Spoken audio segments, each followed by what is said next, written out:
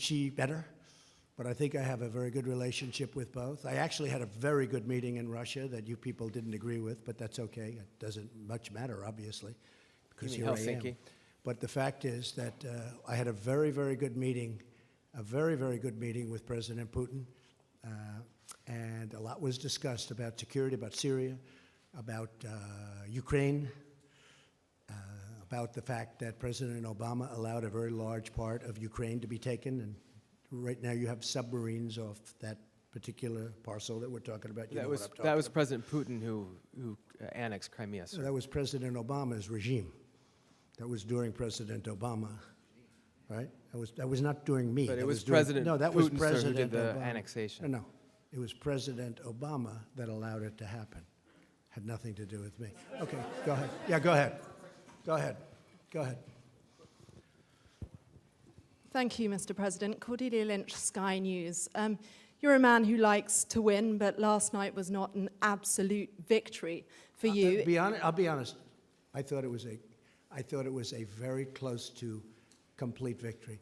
When you look at it from the standpoint of negotiation, when you look at it from the standpoint of deal making, because it's all about deal making, again, if we had the majority and we had 1 or 2 or 3 votes to play with, we would have been at a standstill. I really believe that we have a chance to get along very well with the Democrats.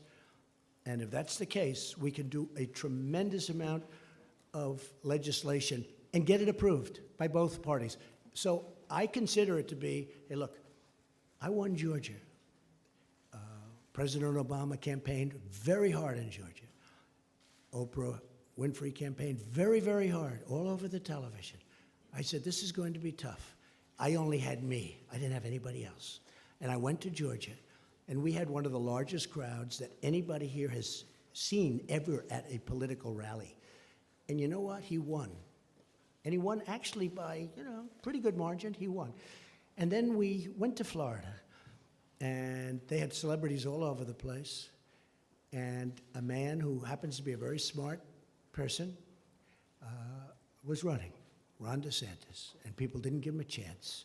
And I went, and we did some great work, and they're going to have a great governor of the state of Florida. And then we talked about the Senate, and a lot of money was pouring in for the Democrat.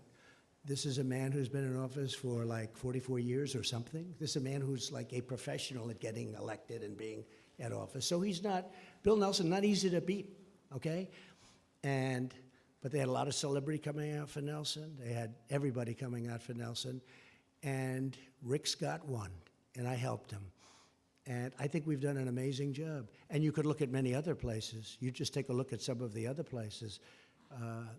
And we just got the word that in Iowa, you have a governor who just got extended, Kim just got extended, and numerous other places. I think it was a great victory. I'll be honest. I think it was a great victory. And actually, some of the news this morning was that it was, in fact, a great victory. But if you look at it from the standpoint of gridlock, I really believe there's going to be much less gridlock because of the way this is going than any other way. Wait, sit down, please. Go ahead. Thank you, Mr. President. Let me ask you about one of the campaign promises you made down the stretch, which was a 10% tax cut for the middle class. Yeah. You just talked about gridlock. Democrats, they now run the House Ways and Means Committee. If it means a tax cut of some kind for the middle class, but that means raising rates elsewhere, corporations on the wealthiest, is that a trade-off that you would be willing to make? Well, to enact? You know that this will have to be now proposed, because if we did it now, we don't have the votes. This might be the first. We would need 10 Democrat votes. We probably couldn't get them. If we could, we could pass it very easily in the House. But there's no reason still to not waste time because you don't have the votes in the Senate. But if As an example, if the Democrats come up with an idea for tax cuts, which I'm a big believer in tax cuts, I would absolutely pursue something, even if it means some adjustment. Some adjustment on which side, the corporate, the individual? Yeah, to make it possible. But I would love to see a tax cut for the middle class. Now, that's going to be their decision. They're going to have to make that decision. As you know, if we bring it up to the Senate, we'd need Democrat votes, 10, and we don't have those 10 votes. And just because the markets would, want to know, sir, some adjustment, would that be 1, 2, 3% on either side? It's too early. I'm just saying, I would be certainly willing to do a little bit of an adjustment. Go ahead, behind. Thank you. You go ahead, Thank you. please. much. Two questions. One is, you had talked about leaders who had called to congratulate you. Did President Putin call to congratulate you? And will you, in fact, meet with him at lunch this coming weekend? Well, as I understand it, we're having, and I guess a lot of you are going over, we're having a lunch for numerous countries. I'll be there. I believe President Putin is going to be there. We don't have anything scheduled. I don't think we have anything scheduled in Paris. And I'm coming back very quickly. I'm going over. This is a great event. This is an important, really, this is going to be a very important and I think a very beautiful ceremony. I'm looking forward to going, and we're representing the incredible heroes of the world, but the heroes of our country from World War I. And so I'll be going there, and I am very proud to go And there. did he call you? I don't think we have time set aside for that meeting. Now, with that being said, we're very shortly meeting again at the G20, where he'll be there and I'll be there, and that's where we're actually looking forward to meet. We will be having a lunch, but I think there are many people there. And did he call you to congratulate you? And if I could also just invite you, since this is quite a gathering we've got here, to go ahead and talk about the staff changes that you expect in the White House while we're here. We're eager to hear about them. Is General Kelly going to stay on? As we make changes, we'll sit down and talk to you about it. I mean, there's no great secret. A lot of administrations make changes after midterms. I will say that for the most part, I'm very, very happy with this cabinet. We're doing a great job. But what about in the White House? What about in the White House, sir? You've got a lot of White House staff. Some have been talking about leaving. General Kelly has been rumored to be leaving. No, people leave. People leave. And is that going to happen? People leave. I haven't heard about John Kelly, but no, people leave. They come in.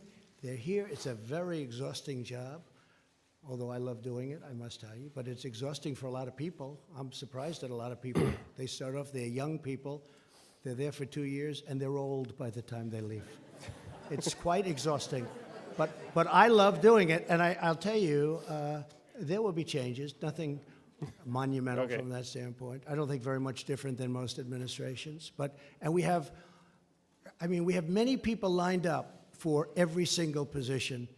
Any position, everybody wants to work in this White House. We are a hot country. This is a hot White House. We are a White House that people want to work with. Okay. No, please, behind you. Go ahead. President, this has been a very challenging campaign.